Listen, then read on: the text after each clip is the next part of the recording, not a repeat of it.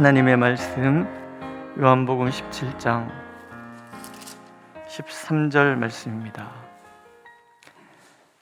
요한복음 17장 13절.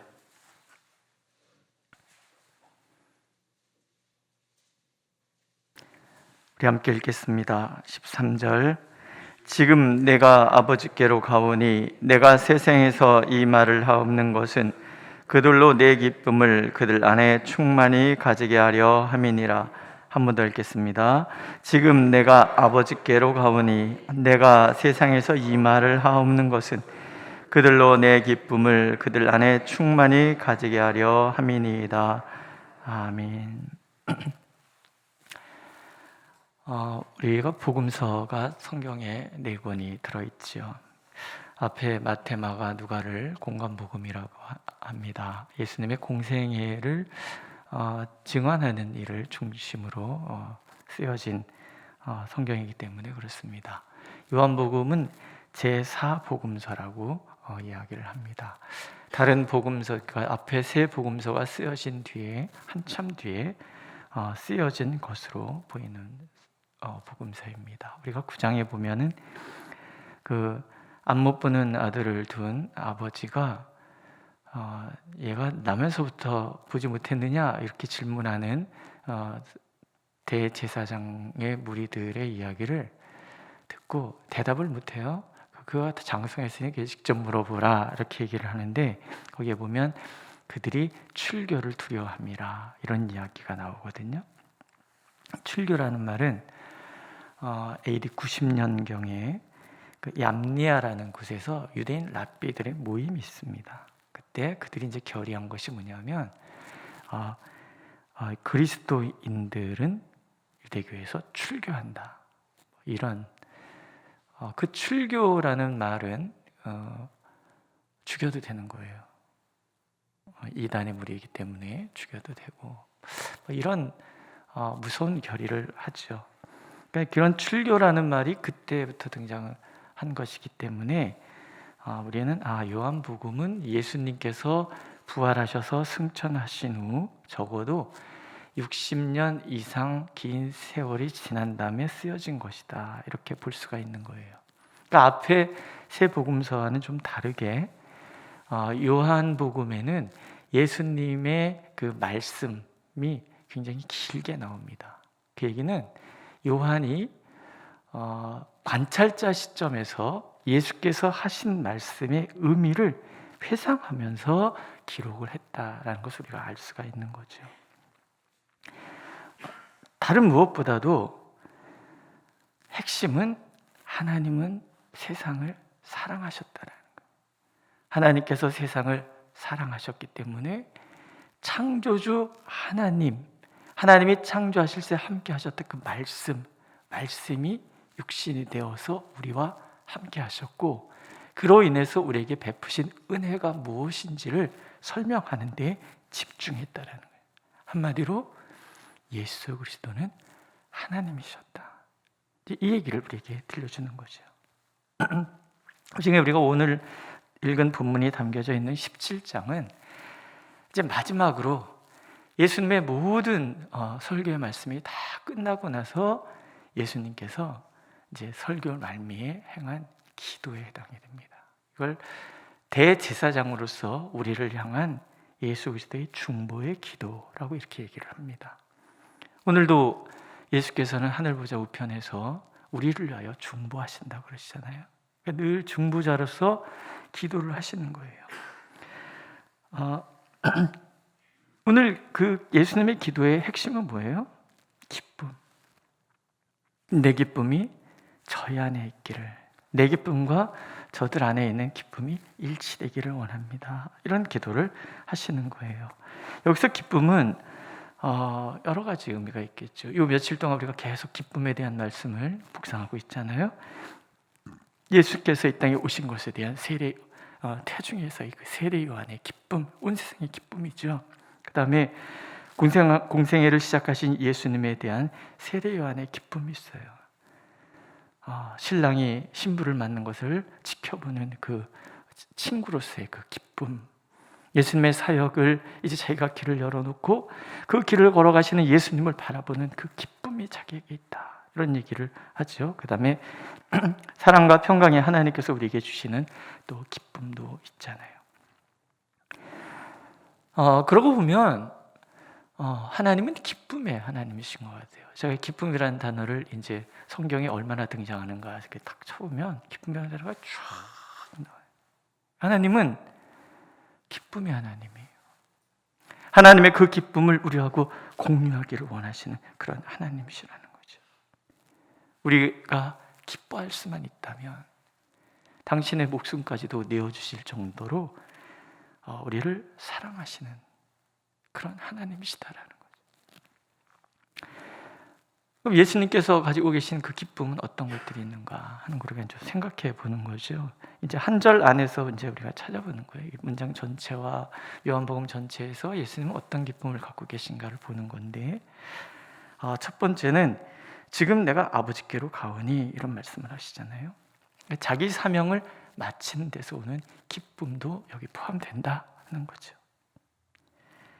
예수께서 감당해야 할 사명이 있잖아요. 세상 죄를 지고 가는 하나님의 어린 양으로서의 사명.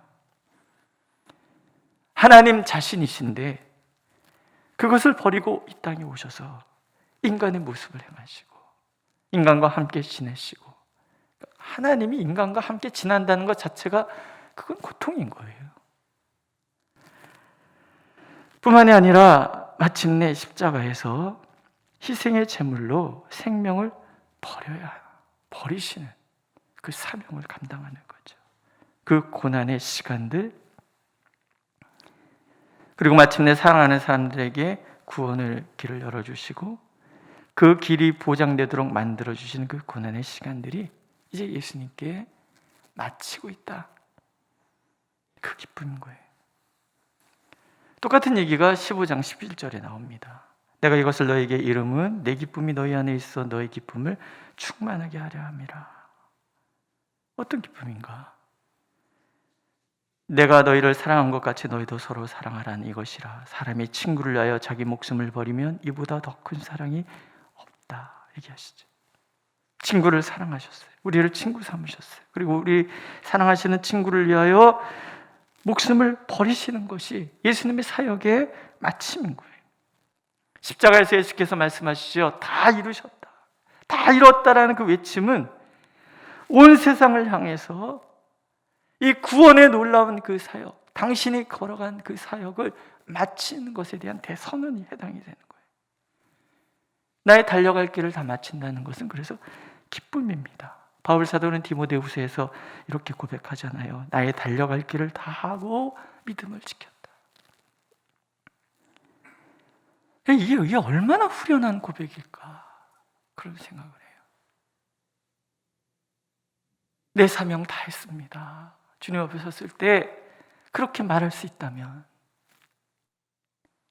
내 사명을 알았고 내 감당할 범위를 안 사람이 그 길을 후회 없이 마쳤을 때 할 수 있는 고백, 나의 달려갈 길을 다 하였습니다.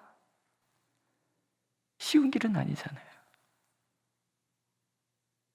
여러분들이 그 직분을 감당하는 그 삶 또한 쉬운 건 아니잖아요. 우리 장로님들 계신데 장로의 직분을 감당하시기 위해서 얼마나 힘드셨냐는 얘기죠. 쉬운 교회가 어디 있겠습니까? 교회는 다 어렵습니다. 세상에 좋은 목사가 더 있겠습니까? 목사들은 다 한결같이 한성질 하는 사람들이 목사를 하거든요. 장로님들 그거 다 받아내시려니까 쉬운 건 아니죠. 기분 나빠서 집에 가셔서 성경책 확 집어던지신 날 없으셨는지 모르겠어요. 근데 참으시는 거잖아요. 왜? 하나님이 세우셨으니까. 하나님께서 장로의 기름을 부어주셨으니까. 원사님들도 마찬가지고. 뭐 월급을 줍니까? 욕 안 먹으면 다행이죠. 그런데 그 길을 가시는 거예요. 목사도 마찬가지죠. 내 사명이 무엇인지를 알고 이 사명의 범주를 다하는 그날 하나님 앞에서 후련하게 나의 갈 길을 다했습니다라고 고백하는 그것이 우리의 기쁨이라는 거예요. 그런 이야기들을 많이 이렇게 듣잖아요. 남편의 구원, 자녀들의 구원, 부모님의 구원. 남편 구원을 위해서 집에서 감당해야 될 것들도 있잖아요. 참 천국 가면은 결혼을 안 해도 된다는 것은 너무 좋은 것 같아요. 왜냐하면 비율이 안 맞잖아요. 우리 지금 여기 새벽기도도 남자 숫자가 많습니까? 여자 숫자가 많습니까? 압도적으로 여성분이 많습니다. 남자들은 왜 이렇게 예수를 안 믿을까요? 왜 이렇게 똥꼬집이 셀까요?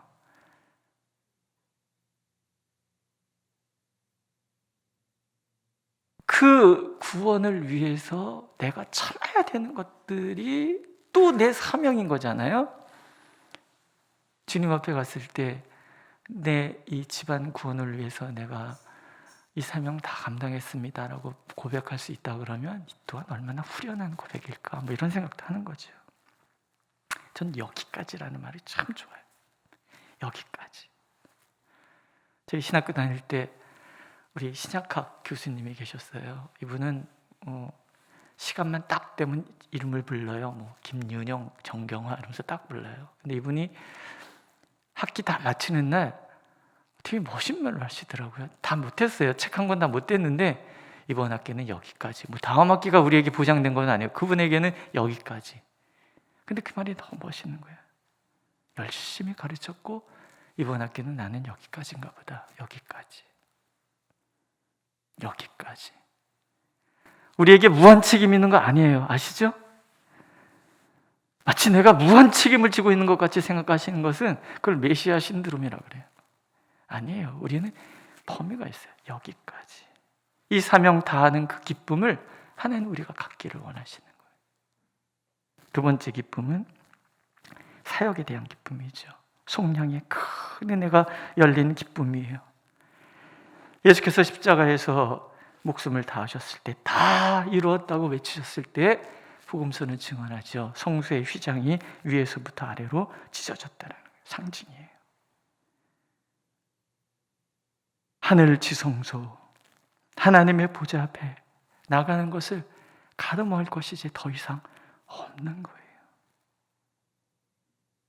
예수께서 행하시니 속량의 은혜는 이제 하나님으로부터 영원히 추방당하고 생명을 얻을 길이 차단되었던 인간에게 생명의 길을 열어주는 그 길이 된 거예요. 하나님이 세상을 이처럼 사랑하사 독생자를 주셨으니 하나님의 소원이 완성되는 순간과 동시에 하나님과 인간이 이제 교제의 길이 열렸다는 그 엄청난 사건이 일어나는 거예요. 하나님께서 우리를 구원하셔서 세상에 외로운 우리를 자녀 삼아주시고 하나님의 자녀로서 하나님의 상속자로서 이 땅의 모든 것을 누리고 다스릴 수 있는 그런 권세를 주신 것에 주시는 그 길이 열리는 순간 예수께서 기쁘지 않을 수가 없잖아요. 그래서 이 기쁨, 이 구원의 감격들을 제자들이 충만히 누리기를 원하신 거예요. 바울이 이런 고백을 하잖아요. 나는 죄인 중에 괴수입니다. 가장 낮은 자리에서 가장 큰 구원의 은혜를 입었다는 반어적인 표현이 핍박자로서 오직하면 예수님 찾아서 사울아 사울아 왜 네가 나를 핍박하느냐. 세상에 하나님을 핍박한 사람이 바울이었단 말이죠. 그런데 그 바울을 하나님이 택하셔서 구원의 놀라운 이 은혜를 전하는 하나님의 사도로 세우신 기쁘다. 나는 죄인 중에 괴수라. 그 말은 기쁘다라는 반어적인 표현이라는 거죠. 예수 그리스도의 속량의 은혜를 통해서 하나님과의 이 구원의 길이 활짝 열려있는 이 기쁨을 하나님은 우리가 공유하기를 원하시는 거예요. 그래서 세 번째 기쁨은 이 기쁨을 우리가 계승할 것에 대한 기쁨이신 거죠. 예수께서 이렇게 말씀하십니다. 내가 진실로 진실로 너에게 이르노니 나를 믿는 자는 내가 하는 일을 그도 할 것이요 또한 그보다 큰 일도 하리니 이는 내가 아버지께로 감이라. 이제 주님이 열어놓으신 그 길을 우리가 걸어가요. 주님이 우리를 사랑하신 것처럼 우리도 서로 사랑하는 사람이 돼요. 주님이 친구를 위하여 목숨을 버리시는 것처럼 우리 또한 그 사랑을 실천하는 사람이 되는데, 주님이 하신 일보다 더 큰 일도 할 수 있는 사람이 돼요. 왜냐하면 우리 연약하지만 주님께서 그 일을 감당할 수 있도록 힘을 주시기 때문에 그래요. 내 이름으로 무엇이든지 내게 구하면 내가 행하리라. 사랑이 쉽습니까? 어렵습니다. 내가 나를 참는다는 게 쉽습니까? 어렵습니다.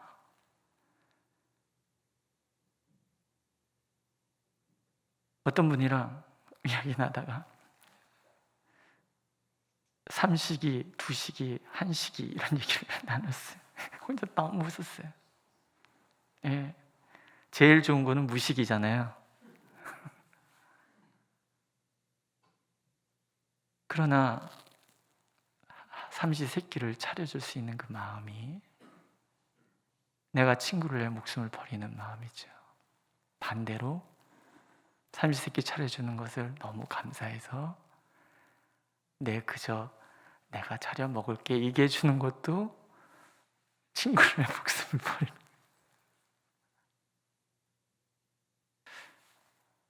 내가 죽습니까? 안 죽습니까? 내가 잘 죽는다면 저는 지금 성인이 되었을 것 같아요. 우리는 잘 안 죽습니다. 늘 내가 살아있잖아요. 내 기준으로 모든 것을 판단하고 정죄하고 그러잖아요. 그런데 사랑하기 때문에 내가 나를 죽일 수 있다 그러면 얼마나 주님의 기쁨이 되고 거기에 우리의 진정한 기쁨을 얻게 된다는 거죠. 주님께서 우리가 구하면 서로 사랑하라. 사랑이 안 돼요. 친구를 목숨을 버려라. 못하겠어요. 근데 우리가 주님께 기도하면 주님의 사랑보다도 더 큰 사랑을 우리가 할 수 있다는 게 말이 안 되는 얘기인데, 어찌 우리가 하나님의 사랑을 보다 더 큰 사랑을 행할 수 있겠습니까? 하지만 주님이 함께 하셔서 주님이 하도록 도와주실 거라는 거죠. 그래서 우리는 사랑할 수 있는 거예요. 이 기쁨을 소유할 그리스도의 사람들, 그 제자들로 가득한 세상을 주님은 원하시고 이 기쁨이 온 세상에 퍼지기를 원하시는 거죠. 그리스도의 계절이라는 찬양이 있어요. 가사가 이렇습니다. 민족의 가슴마다 피 묻은 그리스도를 심어 이 땅에 푸르고 푸른 그리스도의 계절이 오게 하소서. 이 땅에 하나님의 나라가 이루어지게 하옵소서. 모든 사람의 마음과 교회와 가정에도 하나님의 나라가 임하게 하여 주옵소서. 주의 청년들이 예수의 꿈을 꾸고 인류 구원의 환상을 보게 하소서. 한 손엔 복음 들고 한 손엔 사랑을 들고 온 땅 구석구석 누비는 나라 되게 하소서. 이 땅 구석구석 예수를 주로 고백하게 하소서. 참 멋진 기도 아닙니까? 오늘도 예수님의 기도는 계속되고 있는 거예요. 그들도 내 기쁨을 그들 안에 충만히 가지게 하려 함이니이다. 그리스도의 계절이 이 땅에 임하고 내 삶 속에 임하고 이 땅 구석구석에 그리스도의 이 사랑을 실천하는 하나님의 사람들, 그리고 그들 안에 있는 그 기쁨, 이것이 이 땅에 충만하게만 된다 그러면 우리 안에는 세상이 줄 수 없는 큰 기쁨이 가득하게 될 것이라는 거예요. 기도해야 하는 거예요. 주여 사랑하게 하옵소서. 그리고 이 땅이 주님의 그 사랑으로 가득하게 하옵소서. 우리의 가정, 내가 머문 자리, 우리의 모든 관계 속에 내가 죽어지고 내 앞에 있는 형제와 자매가 살아나는, 내가 죽어짐으로 가정이 살아나는 그런 놀라운 기쁨이 우리 안에 가득하게 하옵소서. 예수 그리스도의 십자가의 그 사랑을 내가 오늘 실천할 수 있도록 하나님께서는 우리에게 그 기쁨이 가득하기를 간절히 원하고 계십니다. 기도하겠습니다. 마지막 떠나시던 날 밤에 서로 사랑하라 말씀하여 주셨던 주님, 내가 너희를 사랑한 것 같이 너희도 서로 사랑하고, 친구를 위하여 목숨을 버리는 것보다 더 큰 사랑이 없다고 들려주셨고, 그 사랑 감당할 수 없는 우리인 줄 아시기에 주님께 구하면 주께서 행하시리라 들려주셔서 참 감사합니다. 이 기쁨 우리에게 주시기를 원하시고, 이 기쁨 함께 공유하기를 원하셨던 주님의 마음을 우리가 알아서 오늘도 사랑하게 하옵소서. 내가 죽어지고 내 앞에 있는 형제와 자매들을 살려내는 일에 우리가 쓰임받고 그 기쁨 가득할 수 있도록 주여 은총을 베풀어 주시옵소서. 예수님의 이름으로 기도드렸습니다. 아멘. 하늘에 계신 우리 아버지, 아버지의 이름을 거룩하게 하시며 아버지의 나라가 오게 하시며 아버지의 뜻이 하늘에서와 같이 땅에서도 이루어지게 하소서. 오늘 우리에게 일용할 양식을 주시고 우리가 우리에게 잘못한 사람을 용서하여 준 것 같이 우리 죄를 용서하여 주시고 우리를 시험에 빠지지 않게 하시고 악에서 구하소서. 나라와 권능과 영광이 영원히 아버지의 것입니다. 아멘.